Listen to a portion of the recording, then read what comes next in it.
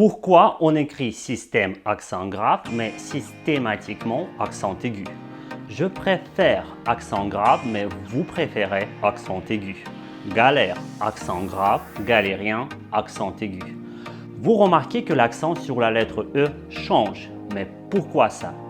Vous hésitez entre l'accent grave et l'accent aigu.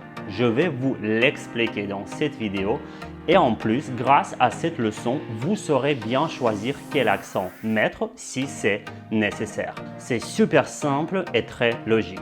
Chaque fois qu'on met un accent, ça se justifie d'une façon très banale. Vous verrez, je vous le jure.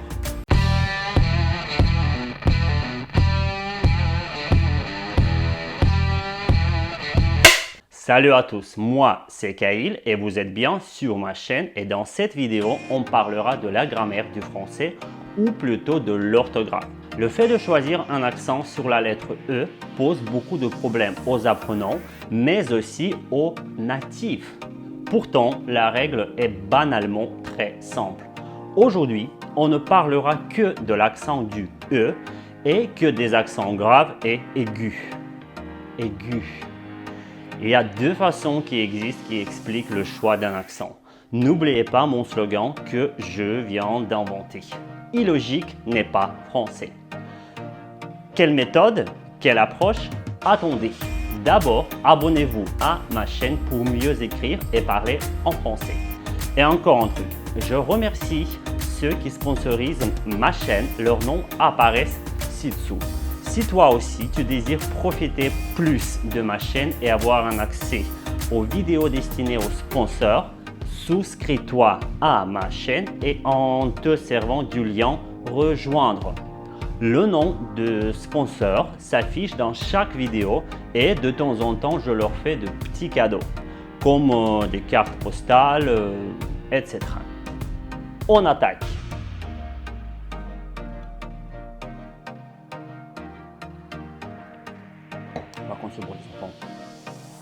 On attaque. Premièrement, je réponds à la question ce que c'est un accent grave et un accent aigu. Et comment les distinguer? L'accent aigu ne s'emploie qu'avec la lettre E et sert à distinguer, à changer sa prononciation. En effet, la lettre E, accent aigu, se prononce comme E. Pourtant, l'accent grave fait son apparition sur d'autres voyelles telles que A, accent grave ou U, accent grave, sans oublier bien sûr la voyelle E.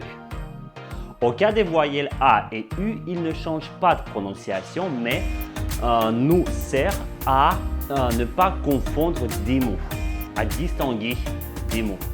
Comment mémoriser quel accent est grave et lequel est aigu? Observons. Ajoutez à chaque accent une petite ligne supplémentaire et imaginez que c'est la bouche d'une petite tête. Chez l'accent aigu, la bouche est presque fermée et donc le son doit être fermé, tout comme la bouche sur notre image. Et. Chez l'accent grave, qui est grave, la bouche est bien ouverte et donc le son est aussi ouvert, tout comme sur notre belle image. Ou bien, imaginez être arabe et écrire du droite au gauche. L'accent aigu, ça descend et donc on dit « et ». L'accent grave, ça monte et donc on dit « et ». C'est pour cette raison que la première façon qui en découle est phonétique. Bien qu'elle pose des problèmes aux apprenants, surtout suite à leur langue maternelle. Ils ne peuvent pas bien entendre la différence entre « et » et « est ». Bon, si vous entendez « et », on écrit un accent aigu. Et si vous entendez « et », on écrit un accent grave. Logique quoi. Mais oui, c'est pas toujours évident comment un mot s'écrit, surtout pour les débutants. Système ou système, frère ou frère, même difficile à prononcer. Vous savez qu'un mot comporte un accent, mais vous hésitez entre un accent grave ou un accent aigu. Voilà la deuxième approche hyper efficace à votre disposition. Le E prend un accent grave quand il est suivi d'une syllabe comportant un E muet qui ne se prononçait pas. Le E prend un accent aigu quand la syllabe suivante comporte une voyelle prononcée. Alors, revenons à nos exemples que j'ai mentionnés au début de la leçon. Système, accent grave, car la syllabe suivante a un E muet. Systématiquement, accent aigu, puisque la syllabe suivante comporte une voyelle prononcée. A. Galère, accent grave, car il y a un E muet dans la syllabe qui suit, et galérien, accent aigu, grâce au I de la syllabe suivante. Passons aux exemples plus compliqués. Mais la règle est toujours la même. Je préfère. Partons de la fin. E accent grave parce que dans la syllabe suivante, on a un E muet, et accent aigu parce que dans cette syllabe-ci, il y a une voyelle prononcée qui est E.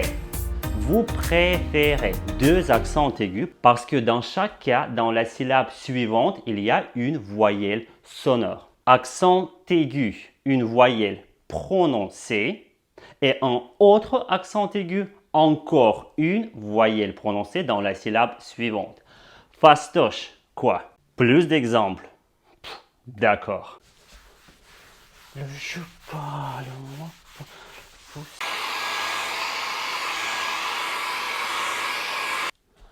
Modèle, accent grave car la syllabe suivante comporte un E muet. Modéliser, accent aigu parce qu'il y a un I dans cette syllabe. Célèbre, accent grave à cause d'un E muet et accent aigu grâce à, suite à un E prononcé. Célébrité, accent aigu puisque c'est jamais accent grave à la fin. Accent aigu, I sonore, et accent aigu et sonore. Relève, accent grave en E muet, et relèvement aussi un accent grave à cause toujours d'un E muet. J'espère que jusqu'à là tout est clair. Dans certains cas, deux accents sont bien possibles. C'est le français quoi? Le français ne serait jamais le français sans une petite remarque et quelques exceptions. L'exception confirme la règle quoi. Observez le mot suivant, événement. Ce deuxième E peut changer d'accent selon la façon dont vous le prononcez. Si vous gardez ce E muet et que vous dites événement, on met ici un accent grave. Si vous prononcez ce E comme E et que vous dites événement, vous mettez un accent aigu. Là, c'est toujours un accent aigu parce qu'en tout cas, cette voyelle reste prononcée. Cependant, les Français optent plutôt pour événement.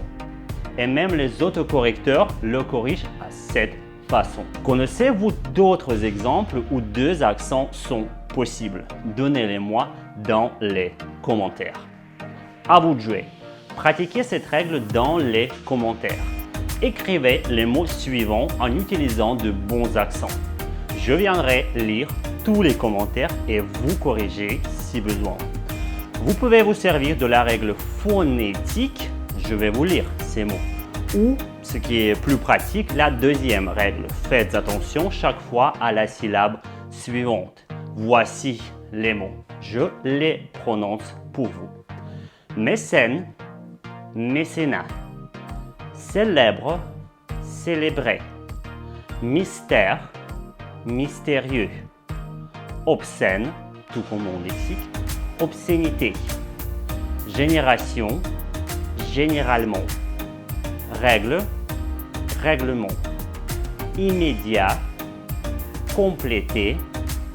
Reflet, mélanger, préféré. Attention, il y a un piège. Bref, il reste des questions, laissez-les dans les commentaires. Abonnez-vous, cliquez j'aime si la vidéo vous a plu. Retrouvez-moi sur d'autres réseaux sociaux et à très bientôt. Je vous fais de gros bisous.